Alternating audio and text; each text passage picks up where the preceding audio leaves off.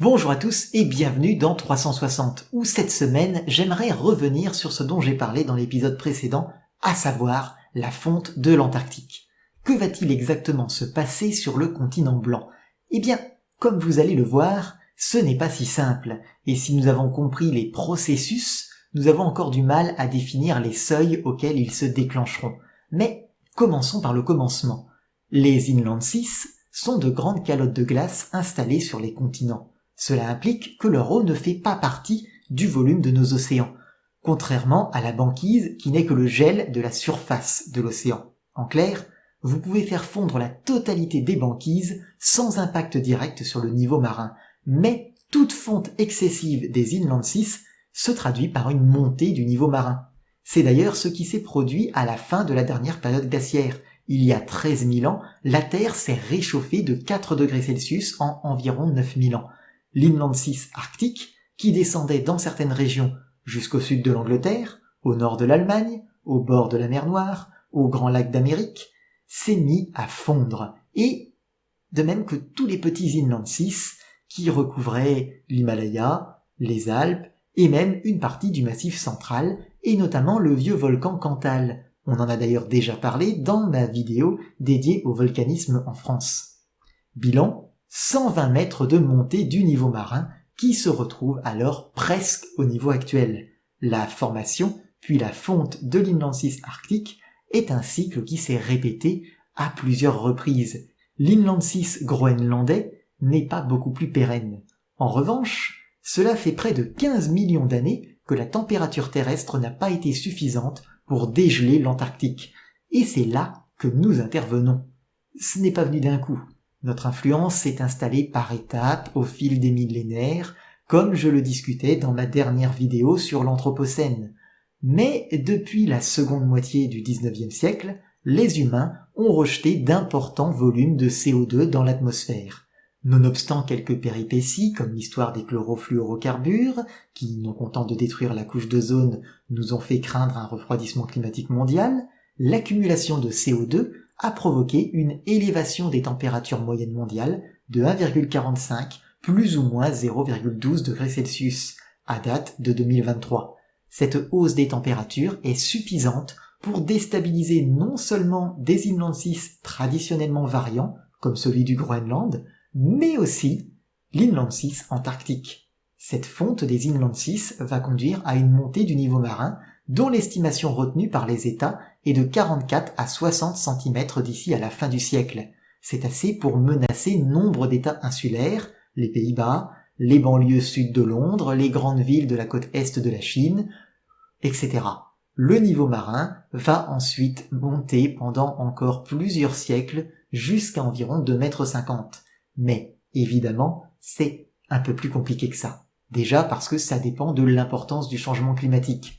Cette estimation se base sur l'hypothèse d'un changement climatique inférieur ou égal à 2 degrés. Or, la communauté scientifique tend à considérer que cette hypothèse est aujourd'hui de plus en plus intenable. Un scénario optimiste mais réaliste serait aujourd'hui plutôt un réchauffement de moins de 3 degrés. Plus exactement, le scénario officiel mis en avant tablait sur un pic des émissions de CO2 vers 2020 environ.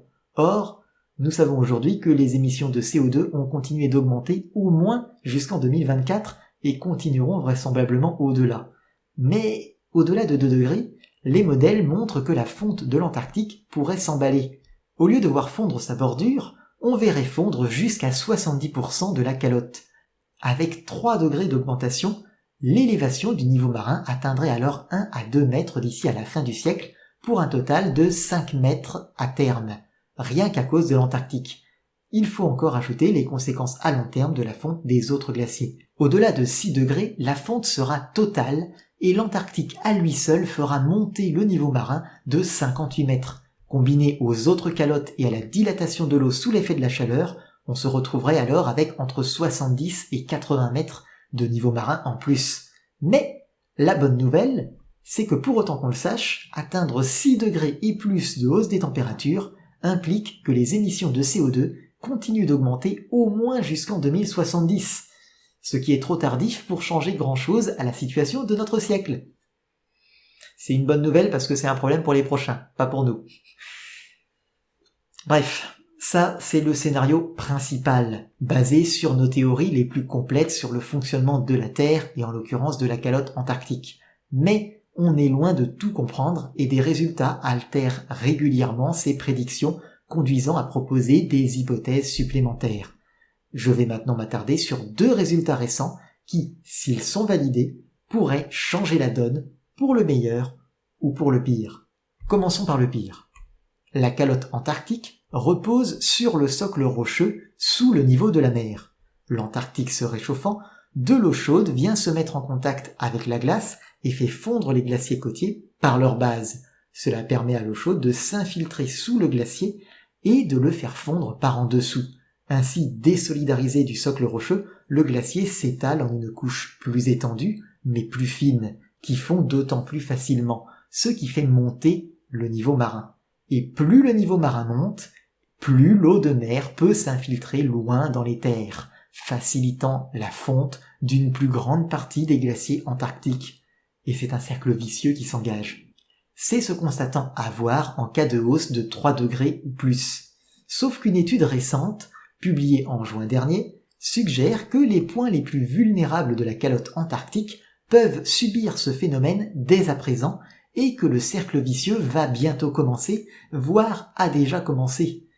Plus généralement, divers travaux suggèrent que nos estimations des points de bascule, ces moments où une mécanique environnementale s'emballe, sont souvent trop optimistes, ce qui pourrait impliquer que la fonte totale de l'Antarctique surviendrait avant les 6 degrés, peut-être des 4 ou 5 degrés.